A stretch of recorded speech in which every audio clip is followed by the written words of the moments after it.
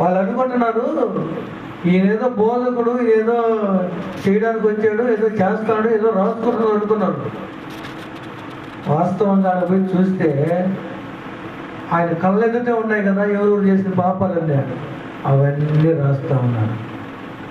వాళ్ళు మాట్లాడడానికి ఆస్కారం ఉందా అని అంటే ఇక్కడ నోరు ఎత్తడానికి ఆస్కారం లేదు. గమ్ముగా నోటి మీద వెళ్ళేసుకుని ఆ జనాభాలకు వెళ్ళిపోయారు. వాళ్ళు అనుకోండొచ్చు, అయ్యా మరి ఏంటంటే నా పాపం రాదు, నీ పాపమే కాదు, నువ్వు గమ్ము నా పాపం రాస్తున్నాడు, నేనేం చేసినా రాస్తున్నాడు, నువ్వు చేసినా కదా ఆయన నేను చేసినా కూడా రాస్తున్నాడు ఆడ. అందుకే నేను నోరు మూసుకుని నోటి మీద వెళ్ళేసుకుని వస్తున్నది. జరుగుతూ ఉంది. కొద్దిసేపు తర్వాత నోరు చేసి ఒక మాట మాట్లాడాడు. ఏమన్నా తెలుసా, మీలో పాపము చేయనోడు కాదు, పాపము లేనివాడు ఎవడో రాయండి. ఇప్పుడు దాకా వీళ్ళ వరకే పోయారు, వాళ్ళు పాపం చేశారు, వచ్చేసారు. ఇప్పుడు అక్కడ ఉన్నటువంటి ప్రతి మనిషి కూడా ఆ మాటను విన్న ప్రతి ఒక్కరు నోటి మీద వేసుకొని ఎట్టయితే వచ్చారో అట్టే వెళ్ళిపోయారు. సంక ఈ పాపాత్మురాలే, ఈ పాపంలో పట్టబడినామే. కానీ కాసేపు దాన్ని అలా కనులెత్తి ఆమె సాయం చూసేటప్పటికి ఆ ఒక్కటే ఉంది, ఎవరు లేరు. వాస్తవంగా ఆమెను శిక్షించుండాలి. వాస్తవంగా ఆమె జీవితము అంతటితో ముగించబడి ఉండాలి. ఒకవేళ వాళ్ళు వదిలిపెట్టిన యేసయ్యన్నా శిక్షించుండాలి.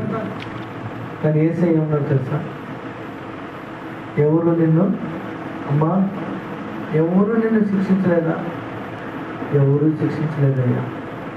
మనం అన్నంత ఈజీగా మళ్ళా బోరుని ఏడుస్తుంది, గుండెలు బాదుకుంటుంది, అయ్యా ఎవరు నన్ను శిక్షించలేదయ్యా. ఆయన అన్నాడు, నేను కూడా నిన్ను శిక్షించను. అయితే నువ్వు చేయాల్సిన పని ఏంటో తెలుసా, ఇక్కడి నుంచి ఈ సమయం నుంచి మరెన్నడూ పాపము జోలికి పోవద్దు. దేవుని స్తోత్రం, హల్లెలూయా. ఇక్కడి నుంచి నువ్వు పాపం జోలికి పోవద్దు. ఇప్పుడు దాకా నువ్వు ఎలా నడుచుకున్నావో నాకు తెలియదు, ఇప్పుడు దాకా నువ్వు ఎలా జీవించావో నాకు తెలియదు. ఇక్కడి నుంచి నువ్వు ఎలా ఉండాలి, పరిశుద్ధంగా ఉండాలి. ఆమెను అక్కడి నుంచి వెళ్ళిపోయాడు ఆయన, ఈమె వెళ్ళిపోయింది.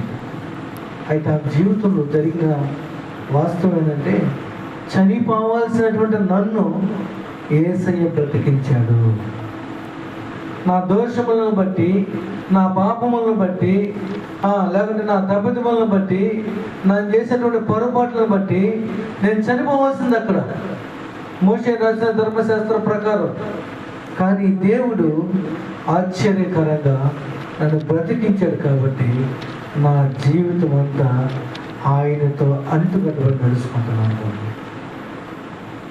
ఆమెతే మారింది. కానీ ఈరోజు మనుషులు మనము చిన్న పొరపాటే కదా, చిన్నదే కదా, ఇది అదేం పెద్ద ఇది కాదు కదా అని అనుకుంటున్నారు. ఇది నాన్న దేవుడు అంటున్నాడు, నీ చిన్న పొరపాటైనా నా కళ్ళ ఎదుట ఉంది.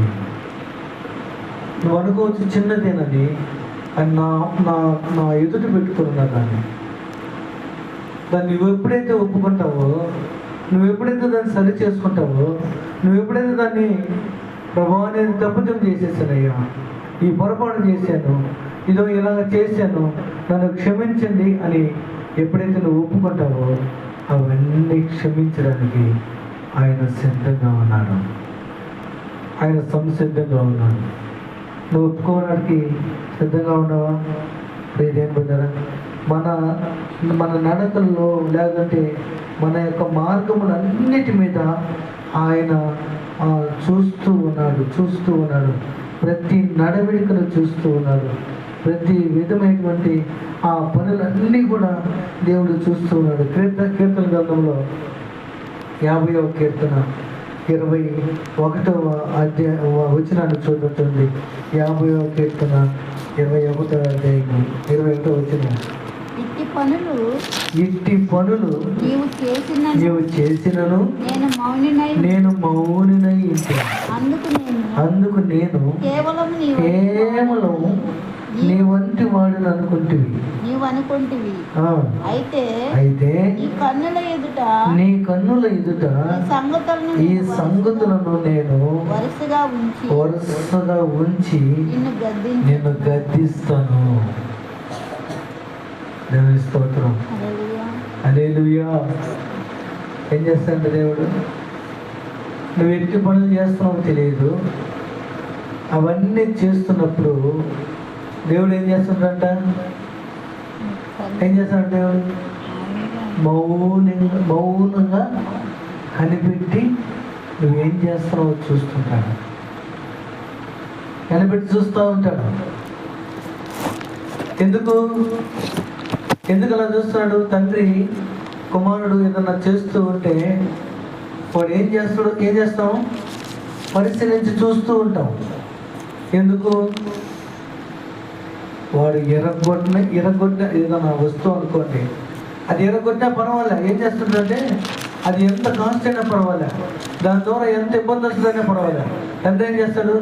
మౌనంగా కనిపెట్టి చూస్తూ ఉంటాడు. వాడు దాన్ని జాగ్రత్తగా కాపాడుకుంటున్నాడా, లేదంటే దాన్ని ఎరగొట్టుకుంటున్నాడా? అది ఎరగొడుతున్న